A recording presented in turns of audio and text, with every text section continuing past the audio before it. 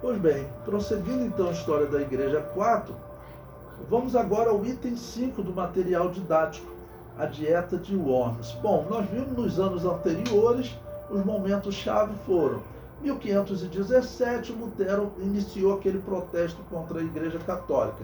O protesto, ele é importante porque você questionar o Papa era, assim, algo que as pessoas tinham muito medo, as pessoas eram ameaçadas de ter a sua alma deixada no purgatório. Quando Lutero, né, começa essa crítica e mantém a crítica, né, isso mostra que o Papa não era então tão poderoso assim como as pessoas falavam, né? Então, outra pessoa pode controlar a minha salvação? É isso que eles vão começar a pensar. E isso aí, quem vai estar por trás disso, nós veremos, é a maçonaria. Hoje é comprovado na história, o príncipe que vai proteger Lutero, né, que está protegendo Lutero, ele era maçom, o pai dele era um maçom muito famoso, ok? A maçonaria, ela vai realmente proteger Lutero para a Igreja Católica não matá-lo. Por quê? Porque a maçonaria, ela tem uma luta contra a Igreja Católica. Você pode pesquisar no YouTube, tem documentários muito interessantes do canal History, mostrando que a maçonaria, ela vem realmente dos Cavaleiros Templários, ou os Cavaleiros Templários influenciaram muito nela, ok? Mas foram os Cavaleiros Templários que deram prosseguimento na luta contra a Igreja Católica. Por quê? Porque a Igreja Católica resolveu exterminá-los, acusando eles de satanismo. E eles, então, é que organizaram a maçonaria e estão numa luta contra a Igreja Católica até hoje. Ok? Até hoje. Apesar que o líder atual da maçonaria na Alemanha, você encontra isso na internet. Ele disse que com Francisco na Igreja Católica tudo vai ser diferente, eles vão se unir. Tá bom? Então a questão aqui é complicada. Bom, então agora vamos ao item 5, a dieta de Worms, que vai ser uma decisão política sobre a questão de Lutero. Então, olha, estamos em 1521, já se passaram 4 anos do protesto de Lutero. Lutero, ele vai ser excluído, tá bom? Ele vai acabar sendo excluído. Até agora ele não saiu da Igreja Católica, tá bom? A partir de agora que a vida dele vai começar a mudar mais. Então o comentário diz: em 1521, mesmo ano da excomunhão de Lutero, Carlos V, imperador do Sacro Império Romano Germânico, convocou a dieta de Worms para que Lutero se defendesse. Lutero havia queimado a bula papal que os comungava. Essa atitude era muito radical para os homens daqueles dias, pois todos acreditavam que o Papa era o pontífice máximo, ou seja, a ponte máxima entre Deus e os homens. Queimar essa bula significa que o Papa não possuía a autoridade que todos pensavam. Se você voltar na história, nós encontramos imperadores, reis, que tiveram que dobrar o joelho, pedir perdão ao Papa, e o Papa deixou ele vários dias na neve, dizendo que a alma dele ia ficar no purgatório eternamente. O rei se apavorou, os filhos abandonaram ele, os súditos abandonaram ele, teve que dobrar o joelho diante do Papa, pedir perdão e conseguir retomar o reino, até com guerra com os seus filhos, né? Tá bom? Então, essa atitude de Lutero, ela é estranha, porque, vamos dizer, os católicos, eles consideravam o Papa, como consideram hoje, infalível. Eles ainda não haviam colocado isso como uma doutrina definitiva, mas eles já acreditavam. E hoje, os católicos pregam que o Papa, ele é infalível nas suas decisões religiosas, ok? E eu vou dizer para vocês, aqui nós estamos vendo a exclusão de Lutero. Isso que eu vou falar não é uma profecia não, mas é uma interpretação da história na possibilidade. Vocês podem ficar pesquisando na internet que esse Papa Francisco, ele em breve, ele deve readmitir Lutero como teólogo católico. Vai ser a ação final para unir os católicos e os protestantes, porque os protestantes já assinaram o retorno à Igreja Católica. E a Igreja Luterana fez um pedido oficial para que o Papa readmita Lutero, ou seja, todos então voltarão a ser católicos, ok? O comentário prossegue. Lutero compareceu e se defendeu diante do imperador Carlos V. A Dieta publicou o Edito de Worms, que condenou os ensinos de Lutero e proibiu a sua propagação. Ou seja, Lutero apareceu, ele defendeu o seu ponto de vista, mas acabou condenado. Ele defendeu que a Igreja Católica exagerava nas indulgências, em toda a corte da Igreja Católica, toda aquela riqueza, e também a vida deles diz que eram realmente uma depravação muito grande. Por isso que ele chamou de Sodoma. Isso aparece nos filmes, é uma coisa horrível, colocando mesmo como uma regra. Não? Porque pensa, era uma religião que praticava o culto aos mortos, e a perversão natural já acontece nessa religião, porque essa religião, historicamente, todo o culto dela envolvia até relações sexuais, lá no culto de Diana, no culto de Baal. Então essa perversão era comum. Se for verdade, como Lutero chamou de Sodoma romana, e como historiadores romanos dizem que ele era homossexual, o Papa Leão X, isso daí é natural na religião de Baal. O comentário prossegue na página 25. Né? O plano da Igreja Católica era sequestrar Lutero, mas este acabou sequestrado por Frederico III, príncipe da Saxônia. Esse Frederico III é que ele era realmente maçom. A história comprova. Ele, o seu pai era um maçom famosíssimo. Então, os historiadores, eles descrevem esse momento, ok, como um momento em que a maçonaria resolveu proteger Lutero, porque a maçonaria teria visto que era a chance dela diminuir o poder da Igreja Católica. Tanto que, olha, em 300 anos, a história comprova quem é que dirige a Revolução Francesa e acabando com o direito da Igreja Católica de perseguir, e nesse caso acabando com o direito da Igreja Protestante também de perseguir.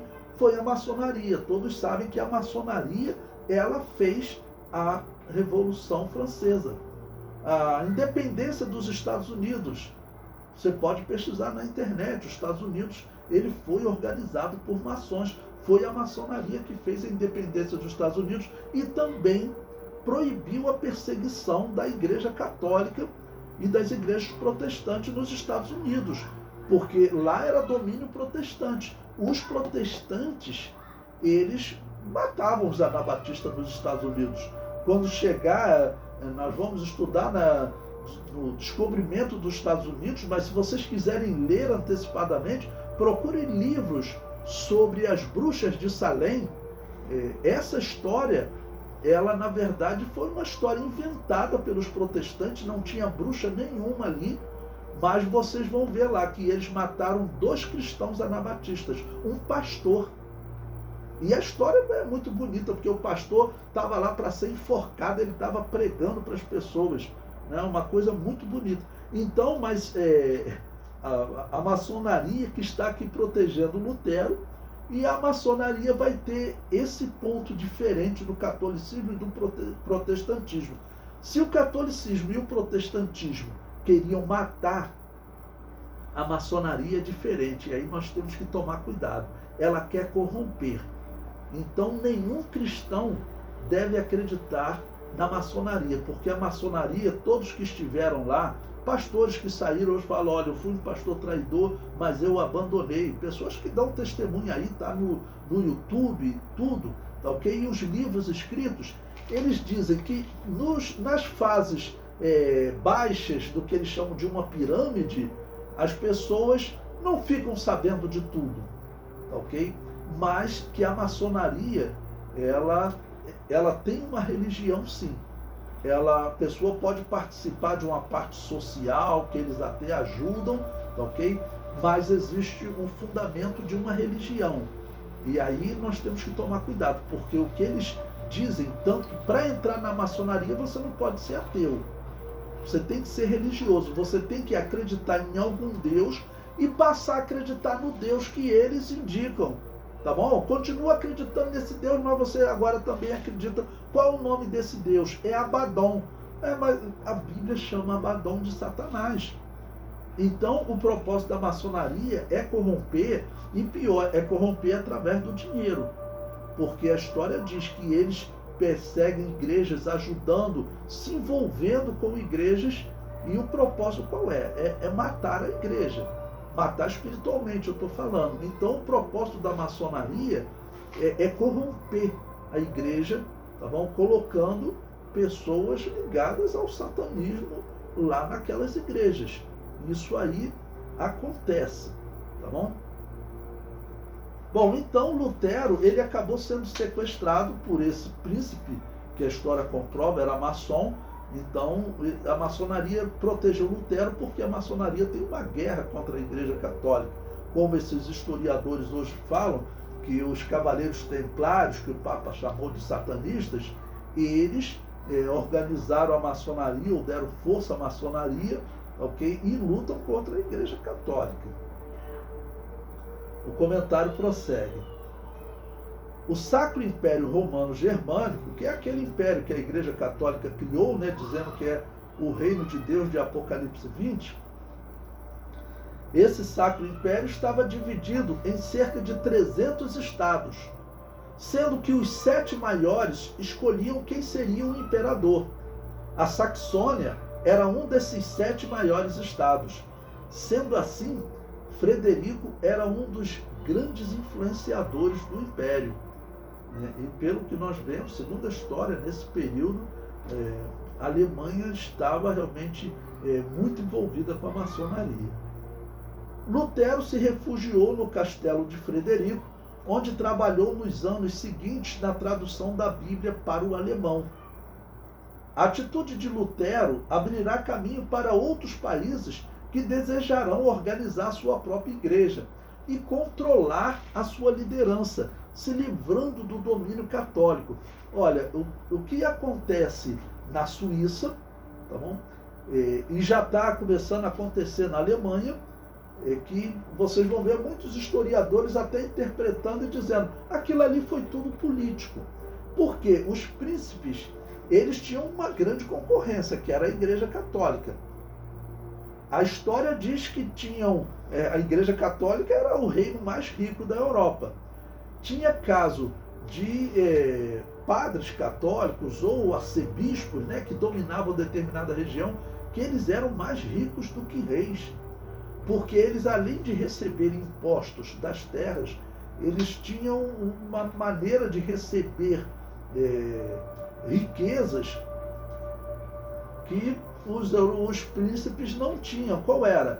Muitos donos de grandes terras falavam o seguinte: como que eu faço para a minha alma ficar um tempo menor no purgatório? Já que todo mundo tem que purgar, como é que a gente diminui isso? Então, eles falavam: olha, você faz o seguinte, você não tem uma terra aí grande, quantos filhos você tem? 3? Olha, então você divide a sua terra em 4 partes. Uma para cada filho e a outra parte você deixa para a Igreja Católica.